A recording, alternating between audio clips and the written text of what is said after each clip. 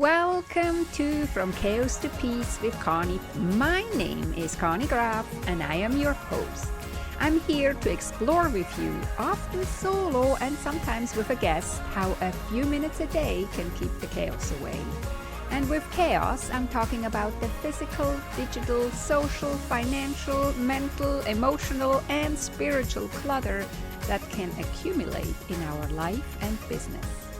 In every episode, I want to make you aware how clutter is so much more than you think and why I say that clearing your clutter is self-love. Well, hello, my friend. Welcome to the podcast. This is episode 170. Thank you so much for allowing me back into your ears. Today, I want to talk about brand communities and their positive and negative effects on us as consumers.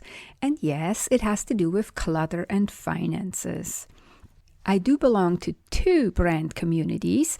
One is around a specific all-purpose dress, which I love, and I belong to this group since, I believe, fall of 2021, and I'm quite active in that group too.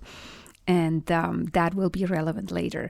The other group or the other brand community is around a specific crossbody bag, and I just joined that group about a month ago after I pre-ordered one of their bags, and I can already feel the mostly negative effects of being part of this community, but more about that later because I'm getting ahead of myself a bit. Because first I wanted to clarify what I mean with brand community. And since I'm not an expert on this at all, and to be honest, I just lately pieced it all together for me, what happened here. And so I asked all-knowing Google and found a nice definition in a blog post from Sprout Social. And they define brand communities as follows. A brand community is a place where people who have an emotional connection to a brand can connect with each other and with the brand. So that's really, in a nutshell, what a brand community is. I love that short and distinct definition. So such brand communities, specifically on Facebook, have been on the rise in the recent years, and they are, like I just read in the definition, a great way for us consumers and fans of a particular brand to connect with each other, share information and ideas, and show how we use the product. And as a bonus of being part of the group, we also often get exclusive or early access to new products and discounts from that brand. So even though I want to talk about the negative effects, even though I want to warn you about brand communities in relation to clutter and finances, the connecting and the sharing information and ideas and showing how we use the product is the positive side of such communities, and it is the side that I very much enjoy in the groups that I am in. But again, there is a darker side to brand communities for us consumers that not many people talk about. If we are not careful, there is really a danger of accumulating clutter and of overspending. And that's what I want to talk about in this episode. So while I may or may not have accumulated clutter yet, I would say I have definitely spent more money on clothes than is normal for me since I joined that brand community around the dresses. And I will get back to this later. First, I want to share with you what helped me understand better what is happening to me and to other consumers in these brand communities. I am part of Lisa Larder's Thought Readers, which is a business book club where we read a book a month together. And the insight came to me in February while we were reading the book Belonging to the Brand, Why Community is the Last Great Marketing Strategy by Mark Schaefer. In this book, Mark Schaefer says, on page 22 of the Kindle edition, community is good for companies and it's good for customers. A mountain of research shows belonging to a brand community enhances a person's self-esteem, self-identity, and pride. Sharing a common history, language, and spirit with a community contributes to a potent sense of belonging. End of quote. So in today's world where loneliness is at an all-time high, yes, people need connection and communities, and that's what a brand community can and does offer. And yes, we as customers might need it for all the positive aspects, but there are not just positive aspects, as I will explain later. First, let's continue with how Mark Schaefer says on page 46, it makes things easier for the business because in these brand communities, often the customer is the marketer. Recommendations and content shared from friends and family forge the brand identity, demonstrate loyalty, and drive sales. As an example, Mark Schaefer talks about the Gatorade community and the Sephora community. I don't know them and don't belong to them, but I can attest from personal experience in the two other brand communities I am in, a thriving brand community is really good for the business of the brand because we customers that are part of such a community are the marketer. We share recommendations and content around the brand's product, which forges the brand identity, demonstrates loyalty, and lets other members trust the brand more and therefore drives sales. And the last part is important because driving sales, it really does, which is good for the company. But here is where we enter the darker territory of brand communities for consumers. Here is an example from this morning in the crossbody bag brand community I belong to. And it explains how this community is driving sales for the brand. Someone posted, starting quote, "So, I haven't even received my first bag yet, but this community is already making me want more of them, and I am an anti-bag person. You all need to stop it." And then she posts a smiley, a laughing smiley, end of quote. And a lot of people put underneath a thumbs up or a heart or another smiley face. And I see really similar, if not even identical posts in the other brand community I'm a part of. And people are joking in there that these products are kind of an addiction. So I started to do some research. And what I learned, not from Mark Schaefer's book, but from my research, this is what actually happens. And it's several things. One, when we're part of a brand community, we're constantly exposed to these products shared by the other members. So the more likely we are feeling like we need to buy more of that brand too. And it's really sneaky because there is absolutely no peer pressure, and the company itself usually doesn't really market very heavily in the group either. They might just announce the launch of the latest product, and then the majority of the marketing is done by everyone in the group.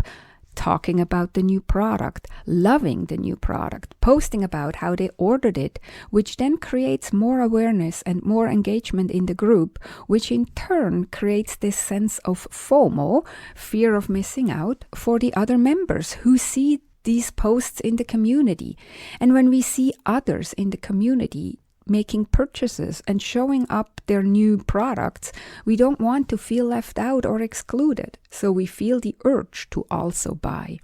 And I actually personally have this experience too, even though I'm someone who doesn't really obsess over clothes and shoes and bags at all. I am weird to the point that I could wear the same looking outfit every single day. But being part of this brand community around these dresses, for example, got me to buy way more clothes in the last 2 years than I have ever bought before. And most members in the in that dress community I've spoken to had the same experience like me. They started with 1 or 2 dresses, but after they found the brand community, they started to buy more and more dresses, dozens of dresses sometimes. And some, I have heard, have over 100 dresses. Others strive to have them all, and I don't even know how many dresses that would be, but I'm sure more than 100. So as Mark Shaver points out in his book, it is the greatest marketing strategy ever for businesses to have such a thriving community that generates sales on its own.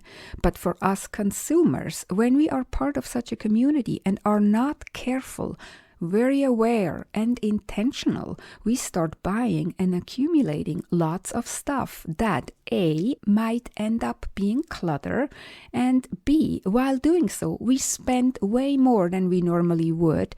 We might overspend to the point that we go into debt because we are not aware what's happening to us, or because we have no self-discipline to not buy when we see all the other community members around us buying and showing off.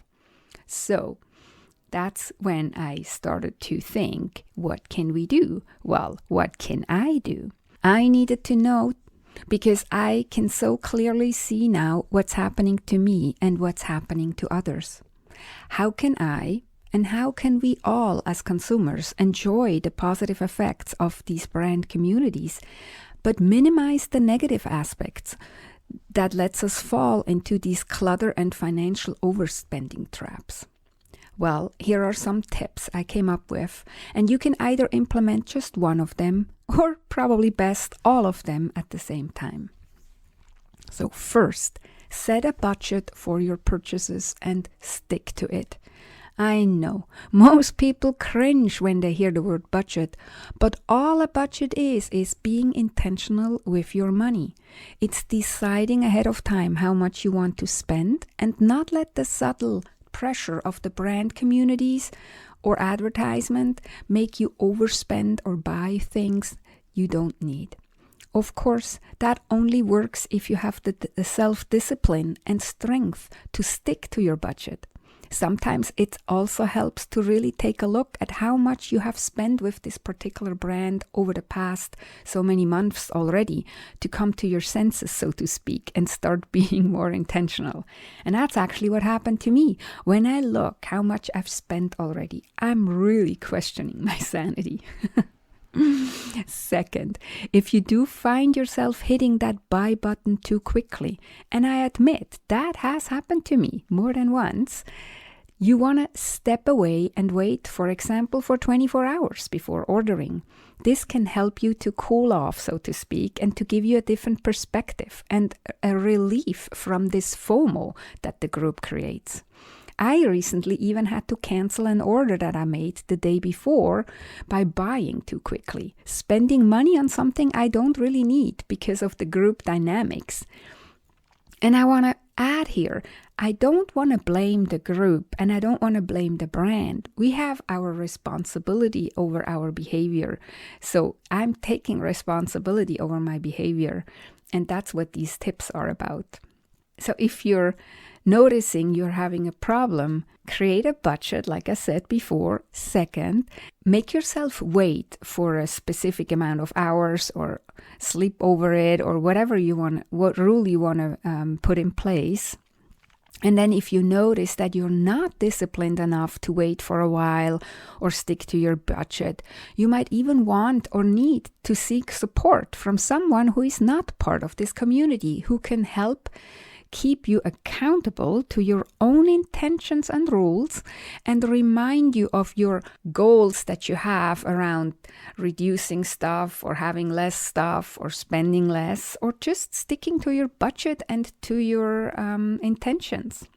And then third, you could also commit to a self-imposed rule that says if something new comes in, something old goes out.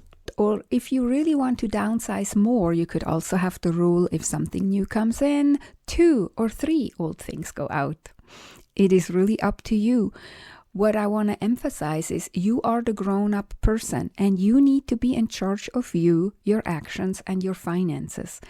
And yes, you can enroll help like an accountability partner or a coach, but ultimately nobody can tell you what to do, not even a coach or accountability partner. It's all up to you. So, and then if the above tips and strategies don't help you, and after a while you still find yourself feeling too much FOMO and buying more stuff than you intend and spending more money than you had planned and have budgeted for, you might need to take a break from the brand community and find a community that isn't a brand community that rallies around the brand products. We all have to remember that our self-worth isn't tied to the things we can buy or how much we support a particular brand. Clearing clutter and also preventing clutter and financial overspending is self-love and is taking care of ourselves and being mature. I know firsthand it's hard because these brand communities, they do really lure us in. Okay, so now let's quickly summarize. A brand community is an awesome marketing strategy for businesses to drive sales because the members of the community basically do the marketing for a brand, which helps to build trust and loyalty to the brand and drives sales. It's also great for the members, which are the consumers of that brand. Is a great way for them as fans to connect with each other, share information and ideas, and show how they use the product. This in turn enhances their self-esteem, self-identity, and pride, as research shows. Because sharing a product we all own contributes to a potent sense of belonging. But again, there is a darker side to brand communities for us consumers that not many people talk about. If we are not careful, there is a danger of accumulating clutter and of overspending. These communities create a sense of FOMO, fear of missing out. When we see others in the community making purchases and showing off their new products, we don't want to feel left out or excluded. And as a result, we feel the urge to also buy. In extreme cases, you might have to take a break or leave the community altogether if you want to escape this kind of peer pressure. But first, you can try the following tips. 1. Have a budget. Decide how much you want to spend per month or year. 2. Give yourself a timeout before hitting that buy button or get an accountability partner. And 3. Commit to the self-imposed rule that you have to sell or give away one of the products before you can buy another one. Let me know your thoughts. Are you part of a brand community and have you experienced the positive and negative effects of it? I would love to know. Send me a DM, a direct message on Instagram. My handle is I am Conny Graf, or contact me by email through my website connygraf.com. Okay, my friend, that was it for this week. Thank you for listening all the way to the end and have a beautiful and amazing week. Talk to you next time. Take good care and be safe.